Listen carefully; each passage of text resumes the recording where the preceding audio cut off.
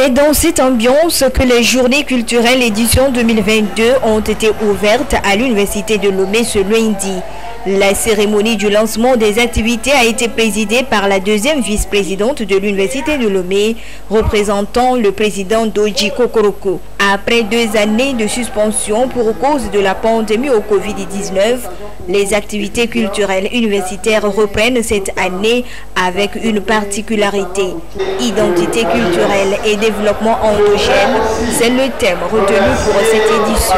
C'est un thème qui est complètement construit, parce que tu te sens appartenir à un groupe ethnique. Et l'avantage cette année, c'est qu'après les 2 années de Covid où tout a été arrêté, nous voulons montrer en fait comment on retourne à notre identité, à la culture togolaise. Donc vous allez voir que au programme, tout ce qui a été concocté met en avant soit la gastronomie togolaise, soit la mode togolaise, soit la danse togolaise. C'est donc parti pour une semaine, précisément 6 jours de divertissement, de partage culturel entre communautés universitaires. Plusieurs activités sont au programme. Demain, nous avons au programme un concours de la gastronomie dans la matinée. Donc dans l'après-midi, il est prévu une conférence encore. Mercredi, nous avons dans la matinée un match qui va se dérouler entre le personnel enseignant et le personnel administratif et technique. Nous avons aussi une conférence encore dans l'après-midi. Alors jeudi, il y aura sur la scène ici un concours de la mode traditionnelle. Donc c'est la tenue traditionnelle la plus appréciée qui sera élue et qui sera primée. Donc, au programme vendredi, nous avons un concours de danse traditionnelle aussi. Et samedi, nous aurons l'apothéose. Donc l'apothéose, il y aura différentes prestations, des talents de l'UL, des artistes confirmés. Et puis à la fin, on aura un grand concert sur la scène ici. La semaine culturelle à l'Université de Lomé est une occasion pour la communauté estudiantine de démontrer son savoir-faire culturel, de promouvoir les talents culturels, comme par exemple cette prestation des étudiants en situation de handicap visuel.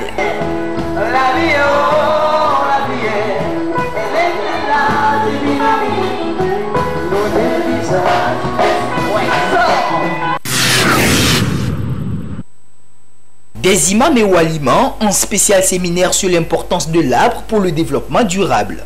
L'initiative est de la Fondation Mohamed VI des oulémas africains, section Togo, en collaboration avec l'Union musulmane du Togo.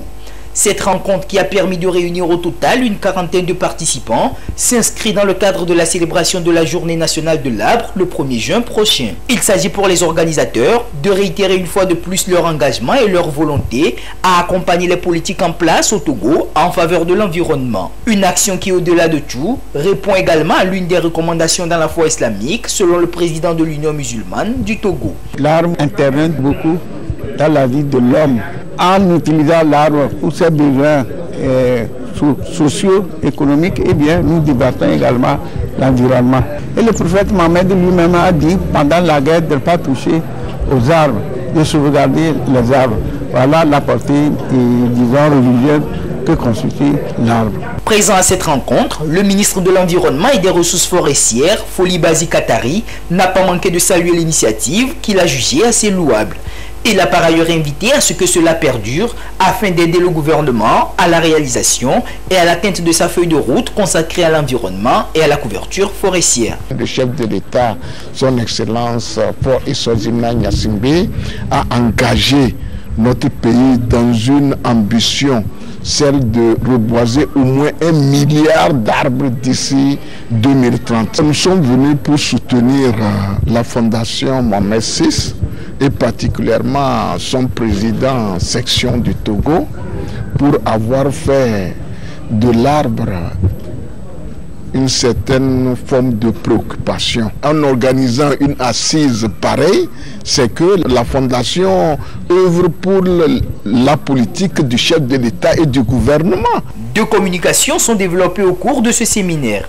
La première sur la place de l'arbre dans l'environnement, le cadre légal de la protection de l'arbre au Togo, puis la seconde sur la valeur de l'arbre selon la science islamique. Nous sommes venus en tant qu'experts. Notre rôle ici, c'est de leur montrer comment faire le reboisement. De façon qu'on ne plante pas inutilement, mais que cela puisse aller grandir et servir.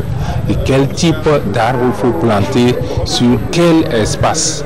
Et tout ceci de façon à pouvoir avoir de grandes forêts demain, mais des forêts adaptées à l'aménagement du territoire et des forêts adaptées et à l'intérêt même de la communauté. Et aussi leur présenter le cadre légal de l'exploitation de l'arbre. Par cette initiative, la Fondation Mohamed VI prouve une fois de plus son engagement en faveur de la préservation des ressources environnementales. Rendez-vous le 1er juin pour la mise en terre des plans. Du 31 mai au 2 juin 2022 est prévu au Togo l'examen du certificat d'études du premier degré CEPD. Après presque 8 mois de cours et une année scolaire passée dans la sérénité, c'est bien le temps venu pour les évaluations. Pour s'informer sur les préparatifs et dispositions au niveau de l'administration, nous avons approché le chef d'inspection à Gouest et Ouest. Nous avons déjà commencé à faire la révision avec nos élèves dans toutes les classes. Et nous sommes déjà au début du CPD, c'est-à-dire que les commissions sont déjà presque prêtes. La commission des surveillances, la commission de la correction, et les commissions même de secrétariat, tout est déjà mis en place. Nous allons maintenant rencontrer les chefs centres, essayer de discuter avec eux. Et déjà le lundi, ceux-là qui seront appelés pour le secrétariat, on sera aussi également avec eux. Avec la suppression ou l'interdiction des cours de répétition payants dans les établissements scolaires par le ministre en charge du secteur, les effectifs semblent s'augmenter dans les écoles publiques, mais les responsables disent avoir pris la mesure de la situation pour que les élèves soient bien préparés avant l'examen. Un enseignant qui prend sa classe et après les 5 jours de classe se permet de prendre un samedi pour une répétition, c'est antipédagogique.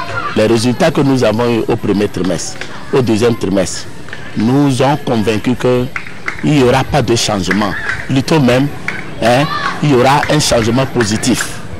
Donc jusqu'alors, tout est bien préparé pour le CPD.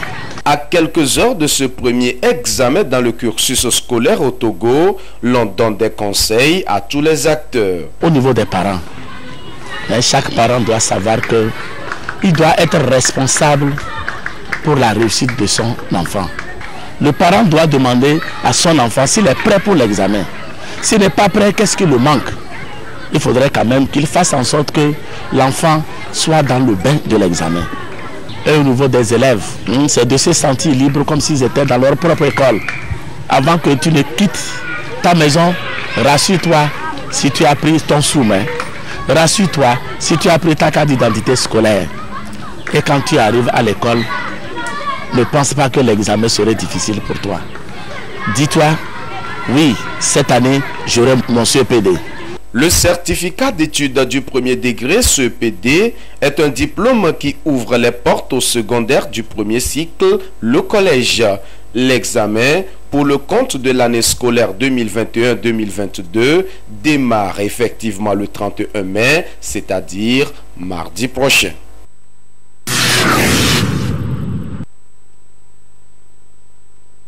Ils sont depuis le 23 mai dernier en regroupement et multiplient les séances d'entraînement dans le cadre des préparatifs des 2 premières journées des éliminatoires de la Coupe d'Afrique des Nations CAN 2023. Les éperviers du Togo, sous la conduite du sélectionneur Paolo Duarte, ont une nouvelle mission, celle de qualifier le Togo pour la prochaine CAN après 2 absences consécutives à cette compétition.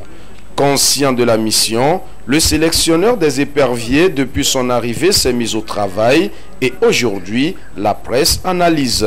Avec le nouvel entraîneur, on est en train de reconstruire et petit à petit on sent quand même une vie qui revient dans le nid des éperviers. C'est une bonne chose aujourd'hui. Ce qu'on a à voir, les préparatifs, les regroupements effectués et la performance de ces joueurs là dans leur club respectifs, on se dit quand même que nous sommes sur le point de remettre en place une nouvelle sélection des éperviers qui puisse nous apporter le résultat escompté. Il y a une énergie qui est née depuis l'arrivée du technicien portugais Paulo Duarte. Je pense qu'il est en train de faire une reconstruction qui, à mon avis, est en train de prendre. Lorsque vous prenez par exemple les 4 derniers matchs des éliminatoires Qatar 2022, il n'y a pas eu de défaite, il y a eu 2 nuls et puis 2 victoires, et dont un match nul contre le Sénégal. Et puis sur le stage d'Antalya, il y a eu une victoire et puis un match nul. Ça veut dire qu'il y a une dynamique positive qui est en train de naître et que le groupe peu à peu reprend confiance. 3 victoires, 3 matchs nuls et 2 défaites après ses 8 premiers matchs avec la sélection. Paulo Duarte semble forcer l'admiration. Avec son effectif aujourd'hui, seules les victoires peuvent rassurer davantage. Tout le monde se reconnaît togolais à travers les éperviers depuis un moment. Maintenant, il y a de nouvelles échéances qui nous attendent, qui attendent les éperviers surtout. Il faudra maximiser les efforts. Vous ne pouvez pas vouloir aller à une phase finale sans gagner. On a l'obligation de gagner et on doit commencer par les Swatini ici. Ce match constitue un premier pas pour la bande à Paulo Duarte parce que ça fait longtemps qu'on n'a plus joué avec le public ici. Les joueurs eux-mêmes le disent. Quand ils se sont retrouvés pour commencer les préparatifs de ce premier match des éliminatoires contre les Boucliers du Roi le 13, ils le disent que le capital confiance est au top et les joueurs sont en famille. Tout bouge avec l'appui cette fois-ci du public. Ils sont sûrs de pouvoir réaliser quelque chose parce que c'est un match déjà important pour le Togo qui ne veut pas se louper sur cette Coupe d'Afrique des Nations qui a lieu à Abidjan en Côte d'Ivoire. Donc je pense que la confiance est dans le groupe et c'est ça qui est important. Lorsque vous écoutez le coach également, il dit qu'il ne veut pas de complexe de supériorité par rapport à cette équipe des Swatini. Une équipe à respecter, mais à la fin, c'est une victoire qui doit primer, a-t-il dit. Togo et Swatini vendredi au stade de Kégué, c'est le premier match des éliminatoires de la CAN 2023. Un match ouvert au public qui devra faire nombreux le déplacement pour pousser haut les éperviers togolais. Après les Swatini, le Togo se déplace au Maroc pour y jouer le Cap-Vert pour le compte de la 2e journée.